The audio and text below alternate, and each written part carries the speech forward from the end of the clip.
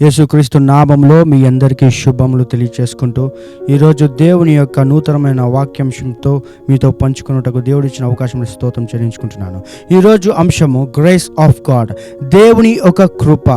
దేవుని యొక్క కృప అనేది మన జీవితాలలో ఎంతో ప్రాముఖ్యమైనది. దేవుని కృప ద్వారా అనేకమైన అద్భుతములు మనం చూస్తూ ఉంటాము.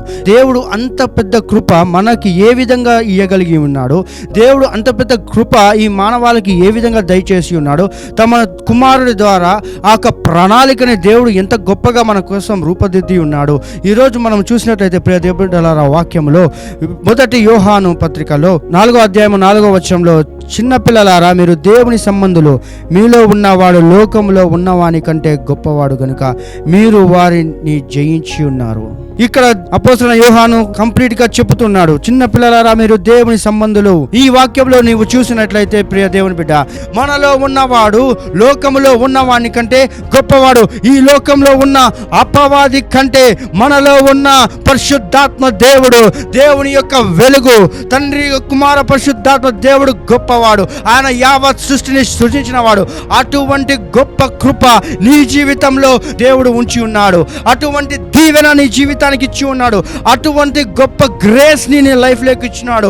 ఆ విధంగా grace of the God is completely in your life. అందుకనే ఈరోజు నీవు తెలుసుకోవాల్సింది, యేసయ్య యొక్క శిలువ త్యాగం ద్వారా సంపూర్ణమైన దైవ కృప నీ జీవితంలో ఉంది. ప్రియ యవనస్తుడా, దేవుని కృప చెంత ప్రతి దినము నువ్వు నడవబడుతూ ఉన్నావు. అయితే ఈ కృపకు నీవు పాత్రునివా కాదా అని నువ్వు ఖచ్చితంగా పరీక్షించుకోవాలి. ఇటువంటి కృపకు నీవు పాత్రునివా కాదా అని నువ్వు ఖచ్చితంగా తెలుసుకోవాలి. అదే విధంగా నీవు చూసినైతే వారు లోక సంబంధులు కనుక లోక సంబంధులైనట్టు మాట్లాడుదురు, లోకము వారి మాట వినును.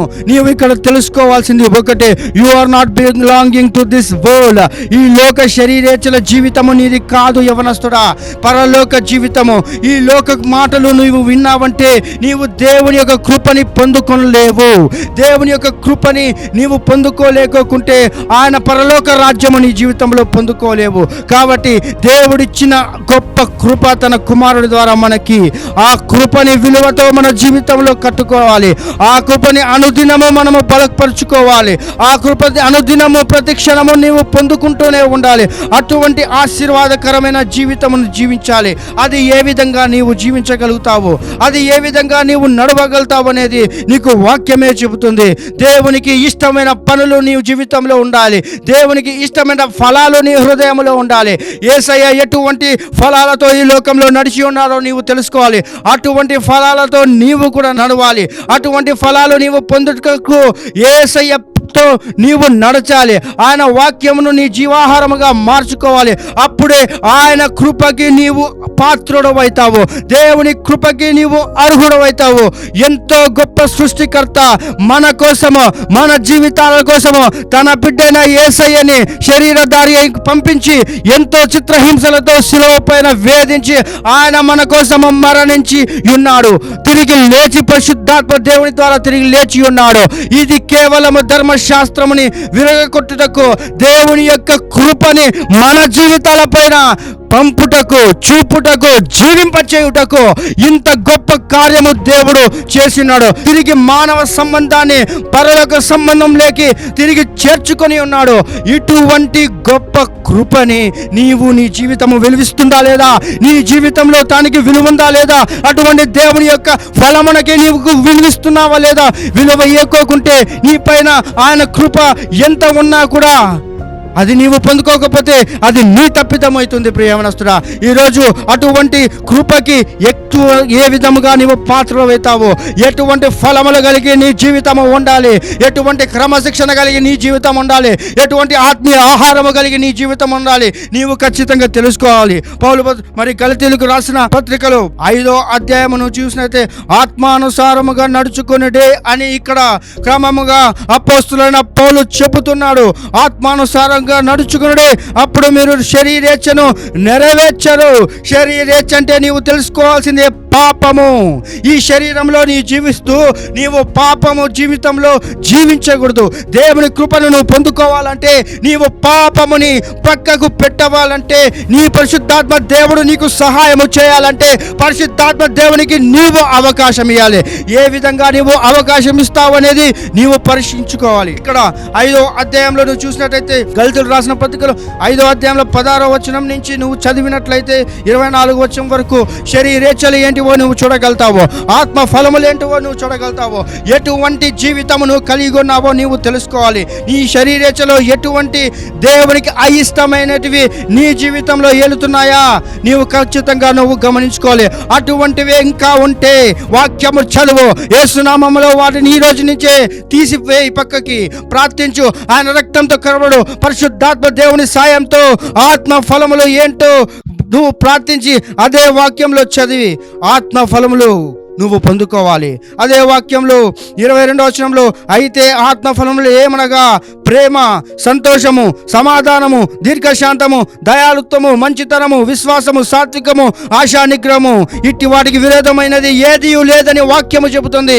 ఈ లోకంలో ఇటువంటి జీవితమును జీవిస్తే నీకు విరోధమైన ఆయుధము ఏది ఉండదు. అటువంటి గొప్ప కృప దేవుడు నీకు ఇచ్చి ఉన్నాడు. ఒకదానికొకటి ప్రతి ఒక్కటి ముడిపడి ఉన్నది. ప్రతి ఒక్కటి నీ జీవితంలో ఎంతో ప్రాముఖ్యము. అవన్నిటిని నీవు తెలుసుకోవాలంటే ముందు ఈ దేవుని యొక్క కృపని నువ్వు పొందుకోవాలి. అటువంటి జీవితము నీవు కలిగినప్పుడు నీ కుటుంబంలో ఏ చోట కూడా అపవాది దూరలేదు.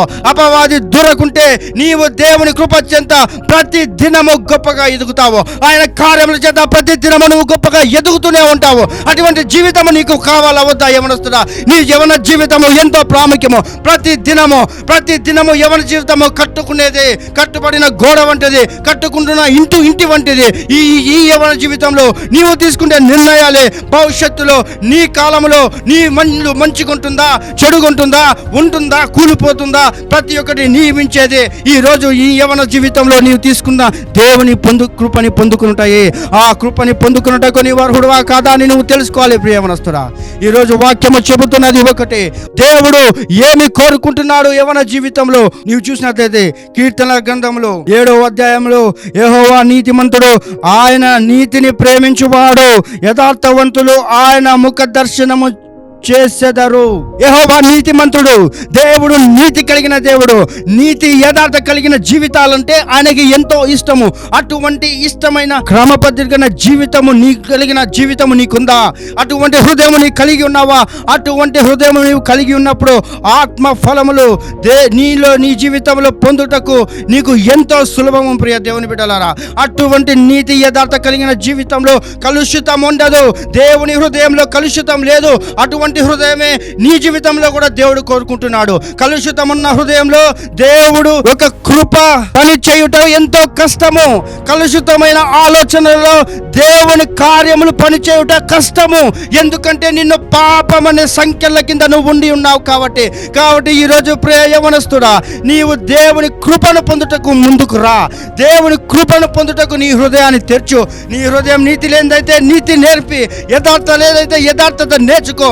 అప్పుడే నీ జీవితం ఆత్మ ఫలములు ఉంటాయి. అప్పుడే నువ్వు పొందుకోగలుగుతావు. అప్పుడే పరిశుద్ధాత్మ దేవుడు నీకు సహాయము చేయగలుగుతాడు. అప్పుడే యేసయ్య నామములో నీవు స్వస్థత, రక్షణ పొందగలుగుతావు. ఇవన్నీ నీకు కావాలంటే, if you want the grace of God in your life, in your family, right now turn to Jesus and ask. యేసు తట్టు తిరిగి ప్రార్థించు. ఈరోజు నీ జీవితంలో ఏమనొస్తుందా? ఈ కృపలు నువ్వు పొందుకోవాలనుకుంటున్నావా? ఖచ్చితంగా దేవుని కృపకు నువ్వు పాత్రలు కావాలనుకుంటున్నావా? You have to become the vessel of God's grace. ఆయన కృపకు నువ్వు పాత్రలు కావడానికి సిద్ధపడు. నీ జీవితంలో ఇది ఎంతో ప్రాముఖ్యము. ఇదే నీ జీవిత భవిష్యత్తుని నిలబెడుతుంది. నాతో పాటు ప్రార్థనలో ఏకీభవించి దేవుని కృప కోసము ప్రార్థించు. దయగలిగిన తండ్రి, కృప కలిగిన దేవా, ఈ యొక్క అద్భుతమైన అంశముతో మా జీవితాలని దీవించినందుకు స్తోత్రం. అనేకమైన యవనస్తులు వారి భవిష్యత్తులో, వారి జీవితంలో ఈరోజే వారు ఎంతో నాణ్యత కలిగిన జీవితం కట్టుకున్నటకు వారికి నీ కృప దయచేయి. నీతి జీవితం అంటే ఏంటో, యథార్థత జీవితం ఏంటో వారికి దయచేయి. నీ ఆత్మ ఫలములు కుమ్మరించు. పరిశుద్ధాత్మ దేవుని సహాయము వారికి దయచేయసాయా. నీవు వారితో మాట్లాడి ప్రతి ఒక్కటికి వారికి దీవించు. ఈ ప్రార్థన వింటున్న ప్రతి ఒక్కరికి కావాల్సిన జవాబును దయచేయమని ప్రార్థిస్తున్నాను. అటువంటి జీవితము, నీతి కలిగిన జీవితము దేవుని కృపకు పాత్ర అయినది అని వారికి తెలియజేయమని ప్రార్థిస్తున్నాను. వింటున్న ప్రతి ఒక్కరిని ముట్టు, నీ ఆత్మతో నింపి వారిని దీవించి గొప్పపరచమని ప్రార్థిస్తూ నజరేయుడైన యేసు క్రీస్తు నామములో అడిగి వేడుకుంటున్నాం తండ్రి. ఆమేన్, ఆమేన్, ఆమేన్.